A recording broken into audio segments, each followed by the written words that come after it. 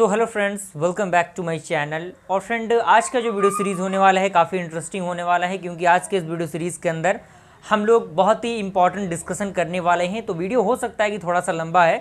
अगर आपने वक्त लिया है तो आप पूरे वीडियो को ज़रूर देखिएगा और बहुत सारी चीज़ों को हम डिस्कस करेंगे। तो बेसिकली आज का जो वीडियो सीरीज़ है फ्रेंड, वो आपके सेकेंड ईयर थर्ड सेमेस्टर के रिगार्डिंग है। चाहे आप किसी भी ब्रांच के हों, आप ये वीडियो सीरीज़ देख सकते हैं। और सीएस ब्रांच के लिए तो ये वीडियो सीरीज़ बेस्ट है ही। अदर ब्रांच के भी स्टूडेंट इसी रूल को फॉलो कर सकते हैं अलग अलग सब्जेक्ट के रिगार्डिंग। और बेसिकली इसमें मैं सीएस ब्रांच के ही बारे में बात करूंगा, और वो जो अलग ब्रांच के स्टूडेंट है वो अपने सब्जेक्ट के अकॉर्डिंग उसको देख सकते हैं। तो देखिए, सबसे पहले क्या होना चाहिए, आपको एक माइंड सेट कर लेना चाहिए कि हाँ, आपको किस फील्ड में जाना है, क्या करना है, किस सेमेस्टर में किस तरीके से आपको पढ़ना है। और सबसे पहला जो पॉइंट होता है वो होता है कि सिलेबस को एनालाइज करना, यानी सिलेबस को समझ पाना। अगर आपने सिलेबस को समझ लिया है, आरजीपीवी के पूरे पैटर्न को आपने समझ लिया है, तो आपको बहुत ज़्यादा प्रॉब्लम नहीं होने वाली, कोई दिक्कत परेशानी आपको नहीं होगी। हाँ, लेकिन अगर आपने सिलेबस को नहीं समझा है तो सबसे पहला प्रायोरिटी जो होता है वो ये होता है कि आप सिलेबस को समझें, यानी सिलेबस का आपको सही तरीके से नॉलेज होना चाहिए। क्लियर? अगर आपको सिलेबस का नॉलेज सही नहीं है तो कहीं ना कहीं ये बात मान के चलिए कि थोड़ा सा आपको प्रॉब्लम हो सकता है। क्योंकि देखिए, आप कितने भी बड़े लेवल के एग्जाम की बात कर लें, लाइक यूपीएससी, तो यूपीएससी में सबसे पहला प्रिपरेशन क्या होता है? सिलेबस। अगर आपने सिलेबस को समझ लिया ना, तो आधे से ज़्यादा कंपटीशन आपने क्लियर कर लिया। इस बात को आप मान के चलिए। तो वही रणनीति आपको यहाँ पर भी अप्लाई करनी है। तो आपको सबसे पहले सिलेबस को एनालाइज करना है। और आपके पास वक्त देखिए कितना बचा है। मान लीजिए कि 15 अगस्त आ गया और अगस्त में लगभग आपके पास 15 दिन का समय बचा हुआ है। 15 दिन यहाँ पे मानिए, उसके बाद पूरा सितंबर आपका 30 दिन, अक्टूबर आपका 30 दिन, उसके साथ ही साथ आपका नवंबर मान लीजिए 20 ही दिन आपके पास बचा, क्योंकि उसी में आपके कॉलेज के पीयूटी मिड सेम वगैरह होते हैं। तो टोटल कितने दिन बच गए? यहाँ पे 5 हुआ, यानी 95 डेज आपके पास बचे हुए हैं। यानी मान के चलिए कि 3 महीने का समय आपके पास बचा हुआ है, और इन्हीं 3 महीने के समय के अनुसार ही आपको 5 सब्जेक्ट का प्रिपरेशन करना है। जी हाँ दोस्तों, जो सब्जेक्ट आपके लिए बेहतर है, बेहतरीन है, उनको तो आपको करना ही करना है। और जो सीएस ब्रांच का one of the most important part जो सब्जेक्ट मैं कहूँगा, वो है आपका डबल ओपीएम। जी हाँ दोस्तों, डबल ओपीएम एक ऐसा सब्जेक्ट है जिसमें ऊप्स का कंसेप्ट, जिसे आप ऊप्स भी कहते हैं, ऊप्स का कंसेप्ट भी आता है। और इस कंसेप्ट को क्लियर करना बहुत ज़्यादा ज़रूरी इसलिए भी हो जाता है आपके लिए, क्योंकि किसी भी प्रोग्रामिंग लैंग्वेज की अगर मैं बात करूं, तो किसी भी प्रोग्रामिंग लैंग्वेज में आपको ऊप्स का कंसेप्ट पढ़ना है। तो अगर आपको अभी पढ़ने में थोड़ा सा, अगर आपने जो स्ट्रेस होता है माइंड पे वो ले लिया ना, तो आगे आने वाला जो आपका करियर होगा, जो भी आप सीखेंगे स्किल, उसमें आपको कोई प्रॉब्लम नहीं होगा। किसी भी लैंग्वेज की बात करूं, उसमें उसका कंसेप्ट आता है, तो वहाँ पे आपके लिए आसानी होगी। तो मैं रिकमेंड ये करूंगा कि आप अभी से लैंग्वेज को स्टार्ट कर दीजिए, और लैंग्वेज को स्टार्ट करने के साथ साथ उसमें ऊप्स के कंसेप्ट को भी समझेंगे। तो इसी के साथ साथ आपका क्या होगा, लैंग्वेज का भी तैयारी हो जाएगा, साथ ही साथ आपका सेमेस्टर का भी तैयारी हो जाएगा।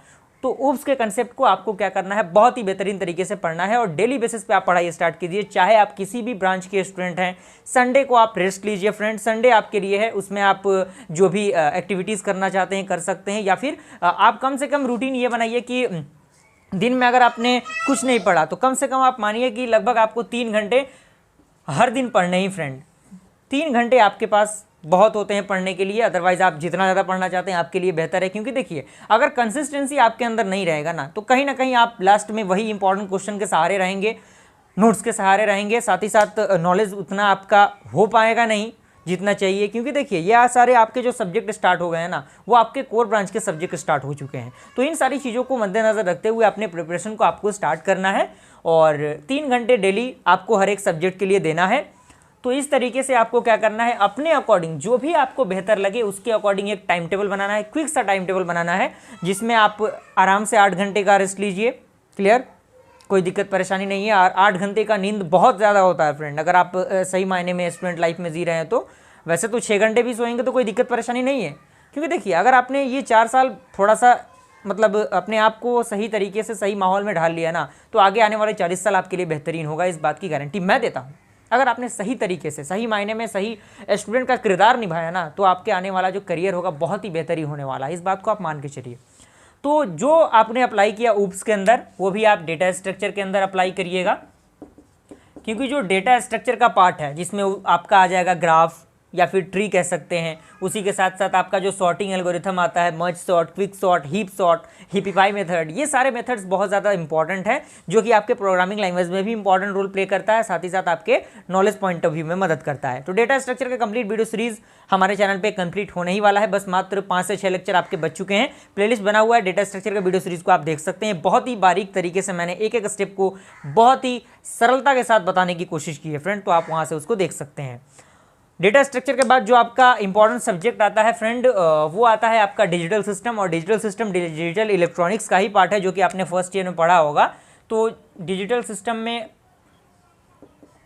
क्योंकि आपको पता है कि जो आपका कंप्यूटर वर्क करता है वो डिजिटली वर्क करता है, यानी 0 और 1 के फॉर्म में ही वर्क करता है। तो इस तरीके से आपको डिजिटल सिस्टम को भी एक अपने सिलेबस के अकॉर्डिंग बना लेना है कि कुछ तैयार ना हो 3 महीने, तो कम से कम 3 महीने में 3 यूनिट तो आप तैयार कर सकते हैं ना। तो 3 यूनिट को आप इस तरह से तैयार कीजिए कि कहीं से भी कितना भी लेवल हार्ड कर दे क्वेश्चन का, आपको बनना चाहिए। ये आपका फंडामेंटल होना चाहिए। और डिजिटल सिस्टम के कंप्लीट वीडियो सीरीज को हमने प्लेलिस्ट के अंदर क्लियर किया हुआ है। प्लेलिस्ट का लिंक आपको डिस्क्रिप्शन बॉक्स में मिल जाएगा, आप वहां से प्लेलिस्ट को चेकआउट कर सकते हैं। कोई दिक्कत परेशानी आपको नहीं होने वाली, और कोई दिक्कत परेशानी होती भी है तो मैं आपके लिए हूँ ही। टेलीग्राम के माध्यम से डायरेक्टली आप मुझसे कॉन्टैक्ट कर सकते हैं, मैं वहाँ पे सारा आपका डाउट क्लियर कर दूंगा। उसी के साथ जो आपका अगला सब्जेक्ट आता है वो आता है आपका डिस्क्रीट मैथमेटिक्स, और अदर ब्रांच को M3 पढ़ना है। तो M3 के लिए हमारे चैनल पे कंप्लीट वीडियो सीरीज पड़ा हुआ है फ्रेंड, आप जो हमारा प्लेलिस्ट है उसको चेकआउट कर सकते हैं। प्लेलिस्ट में सारे वीडियोस को हमने बताया हुआ है और सारे मेथड्स को बताया हुआ है। M3 में कुछ नहीं है, बस आपका थ्योरम है, थ्योरम बेस्ड क्वेश्चन है, कुछ ज़्यादा उसमें लफड़ा नहीं है। बस उसमें ये है कि आपके पास कैलकुलेशन का स्पीड थोड़ा सा हाई रहना चाहिए, केएलसी का यूज़ करना आपको आना चाहिए। और डिस्क्रीट मैथमेटिक्स के लिए वही फंडामेंटल है। हमारे चैनल पे वीडियो सीरीज बने हुए हैं डिस्क्रीट मैथमेटिक्स के, और भी अदर चैनल पे आपको मिल जाएंगे। यूट्यूब पे बहुत सारे लेक्चर्स अवेलेबल हैं डिस्क्रीट मैथमेटिक्स के, जो कि आपके कोर ब्रांच को पढ़ना है, जो कि CS ब्रांच के स्टूडेंट हैं उनको पढ़ना इसलिए ज़रूरी है क्योंकि जो भी आपका कंप्यूटर वर्क करता है वो डिस्क्रीट का फंडामेंटल भी थोड़ा बहुत कैरी करता है। इसीलिए वहाँ पे एक एडिशनल में मैथ आपको पढ़ने को होता है, और जो 4th सेमेस्टर होगा उसमें आपको M3 मिलेगा CS ब्रांच के स्टूडेंट के लिए। तो इस तरीके से आपको क्या करना है, सबसे पहला स्टेप सिलेबस को समझना है। सिलेबस को समझने के बाद आप देखिए कि आपके पास कितना टाइम है, कितना वक्त है, और उस वक्त के अकॉर्डिंग अपने सब्जेक्ट को डिवाइड कर लीजिए कि 5 सब्जेक्ट मुझे 5 दिन पढ़ने। हाँ, एक सब्जेक्ट और रह गया, वो है आपका ट्रिपल ई फ्रेंड। तो ट्रिपल ई के लिए आपको घबराने की जरूरत नहीं है। 2 वीडियो सीरीज मात्र हमारे चैनल पे बने हुए हैं फ्रेंड, जो कि आधे घंटे का लेक्चर है ट्रिपल ई के नाम से। उसका लिंक मैं डिस्क्रिप्शन बॉक्स में दे दूंगा। एग्जाम से 1 महीने पहले भी आप उन वीडियो सीरीज को देख के जाएंगे तो आप बेहतर से बेहतर स्कोर कर सकते हैं, और नोट्स को भी एक्सेस करके आप उन चीज़ों को क्लियर कर सकते हैं। तो इस सब्जेक्ट के लिए आपको टेंशन लेने की जरूरत नहीं है। क्लियर? तो यहाँ डाउट आई होप आपका क्लियर हुआ होगा। और देखिए अब बारी आता है कि अपने अकॉर्डिंग अपने टाइम टेबल को सेट किया, अच्छी तरीके से उसको डिवाइड कीजिए। कोई परेशानी कोई दिक्कत आए तो मुझसे डायरेक्टली आप कांटेक्ट कर सकते हैं। और इसमें बात एक ये भी आ जाती है कि सर किस तरीके से हम उस चीज़ को यूटिलाइज़ करें। देखिए एक फंडामेंटल मैं बता दूं आपको कि हमारे चैनल पे जो भी नोट्स वगैरह है वो तैयार हो चुके हैं, बहुत सारे स्टूडेंट ने उनको एक्सेस भी किया हुआ है। तो मैं रिकमेंड ये करूँगा कि अगर आप एक्सेस कर लेते हैं तो आपको एक फ़ायदा ज़रूर होगा, आपका टाइम बचेगा, यानी टाइम की आपको बचत होगी। इंपॉर्टेंट क्वेश्चन आपको बनाना नहीं पड़ेगा। वो इंपॉर्टेंट क्वेश्चन मात्र ऐसा क्वेश्चन है जिनके एग्जाम में आने के चांसेस बहुत ज़्यादा होते हैं। हो सकता है कि बहुत सारे क्वेश्चन एग्जाम में हूबहू आपको देखने को मिल जाए, और ऐसा नहीं कि कोई भी क्वेश्चन नहीं मिलेगा, मिलेगा, इतना तो जरूर मिलेगा कि आप पास कर सकते हैं। तो कम से कम आप नोट्स भी उसमें आपको अवेलेबल है, तो नोट्स प्लस इंपॉर्टेंट क्वेश्चन दोनों आपको उसमें मैं दे रहा हूँ। नोट्स प्लस जो आपको इंपॉर्टेंट क्वेश्चन कहते हैं ना, इंपॉर्टेंट क्वेश्चंस, वो भी आपको मिलेंगे। यानी notes plus important question 5 subject का आपका रहेगा CS ब्रांच के लिए। तो CS ब्रांच के लिए, और जो अदर ब्रांच है उनके लिए ट्रिपल ई का नोट्स और मैथमेटिक्स 3 का नोट्स आपको मिल जाएगा, M3 का नोट्स। तो उसके लिए घबराने की ज़रूरत नहीं है। मैं डायरेक्टली आप टेलीग्राम के माध्यम से मुझसे कॉन्टैक्ट कर सकते हैं, वहाँ पे आप डायरेक्टली आके पूछ सकते हैं कि कौन सा सब्जेक्ट क्या उसका प्रोसीजर है। तो CS ब्रांच की अगर मैं बात करूँ तो CS ब्रांच के लिए मैंने 5 सब्जेक्ट का जो चार्ज रखा था फ्रेंड, 5 सब्जेक्ट का चार्ज मैंने मात्र 500 रुपये रखा था, जिसका लास्ट डेट जो डेडलाइन है फ्रेंड वो 15 अगस्त को था। 15 अगस्त के बाद हो सकता है कि आपके जो चार्जेस हैं वो थोड़ा सा बढ़ाया जाए, तो इनको थोड़ा मद्देनजर। तो फ्रेंड कोई दिक्कत परेशानी आपको नहीं होगी। 15 अगस्त लास्ट डेट था, जिसमें मात्र आपके 2 से 3 दिन बच चुके हैं फ्रेंड। तो जल्दी से जल्दी आप एक्सेस कीजिए, अपने फ्रेंड सर्कल में भी इसको शेयर कीजिए ताकि वो लोग भी इसका फायदा उठा सके। क्योंकि देखिए ये जो आपका 15 अगस्त लास्ट डेट है ना, उसको मैंने बहुत पहले ही टेलीग्राम में शेयर किया हुआ है, तो थोड़ा सा आपको तो कॉपरेट करना पड़ेगा। और ये नोट्स का चार्ज मात्र बहुत ही कम है फ्रेंड। अगर आप जाएंगे कहीं भी कोर्स परचेज करेंगे तो एक ही कोर्स आपको 1000-2000 में मिलेगा, लेकिन यहाँ पर आपको मात्र 500 रुपये में सारे PDF नोट्स आपको प्रोवाइड कराए जाएंगे। टेलीग्राम के माध्यम से। तो अगर आपको लगे कि हाँ मुझे नोट्स एक्सेस करना चाहिए तो आप एक्सेस कर सकते हैं डायरेक्टली। टेलीग्राम ग्रुप का लिंक आपको डिस्क्रिप्शन बॉक्स में मिल जाएगा। टेलीग्राम ग्रुप में आप जुड़ जाइए। जुड़ने के बाद मीडिया के सेक्शन में आपको स्कैनर वगैरह मिल जाएगा। वहाँ पे डायरेक्टली पेमेंट के बाद आप स्क्रीनशॉट भेजिएगा मेरे पास टेलीग्राम पे, वहाँ पे मैं आपको नोट्स प्रोवाइड कर दूंगा। या फिर डायरेक्टली आप मुझसे टेलीग्राम के माध्यम से कॉन्टैक्ट कर सकते हैं, कोई दिक्कत परेशानी नहीं है, मैं रिप्लाई ज़रूर दूंगा, उसमें कोई टेंशन लेने की ज़रूरत नहीं है। तो ये आपका पूरा प्रोसीजर है। तो जल्द से जल्द आप एक्सेस करने की कोशिश कीजिएगा फ्रेंड। और कोई भी दिक्कत कोई परेशानी होती है आप डायरेक्टली मुझसे कांटेक्ट कर सकते हैं। कमेंट के जरिए भी ज़रूर बताइएगा कि वीडियो सीरीज़ आपको कैसा लग रहा है और भी किस तरीके की वीडियो सीरीज़ आप पसंद करना चाहेंगे, उसके रिकॉर्डिंग मैं लाने की कोशिश करूँगा। मिलता है फ्रेंड्स ऐसे इंटरेस्टिंग वीडियो के साथ, तब तक के लिए थैंक यू।